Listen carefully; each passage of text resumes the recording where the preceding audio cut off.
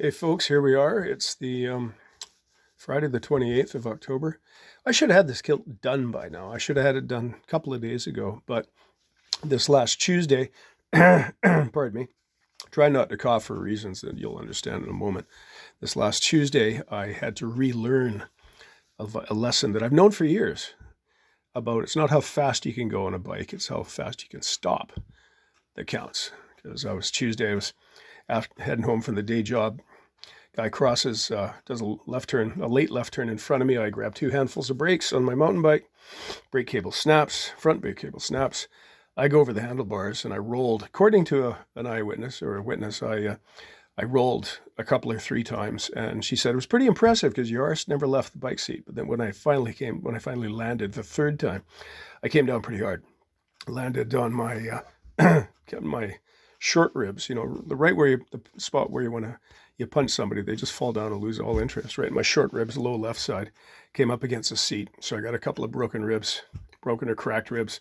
I got a bunch of torn cartilage around that because now that the swelling's gone down, when I take a deep breath, I can feel it like when you make your hands into two fists and rub your knuckles together. That sort of rubbing feeling, and my legs came down, upper legs, my thighs came down across the top bar of the bike. The bike's now a collection of parts. I survived the crash better than it did. So my legs came down, thighs came down across the top bar, and very nearly broke both legs.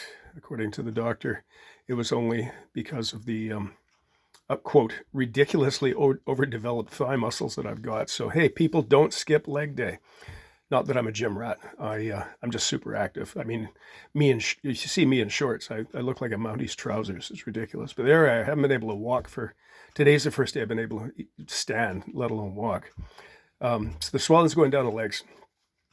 Chest still hurts because can't draw proper breath, which has me worried about pneumonia. And in these COVID times, that's got me very worried indeed. But yeah, so if I can't, I still can't stand for very long. I can't make a deep breath, but I can get back to work. So here we are, the military style box pleat kilt. And I've said elsewhere, the first and the last pleats, left and right, is an inward facing knife pleat. And the reason for that, as I've said elsewhere, is they all used to be box pleats, but I've noticed, and presumably certainly other people have noticed, that the first and last pleat eventually turn themselves back into knife pleats. Can't explain why, but it's the cloth basically showing us what it really wants to do. So some other clever kilt maker, it wasn't me that thought this up first, decided to sew these box pleat kilts with a first and last knife pleat. And these things are inward facing.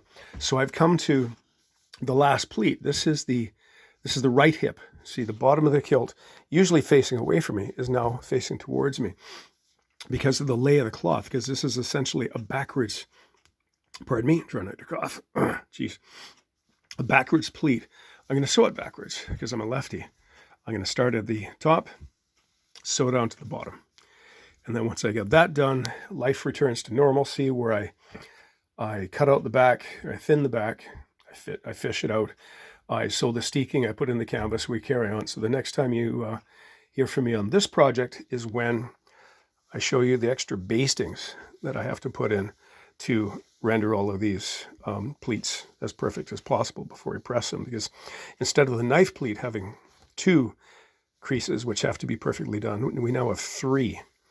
And it takes a little extra work. So there we are. I'm gonna get back to this, and we'll talk to you soon. Cheers, bye.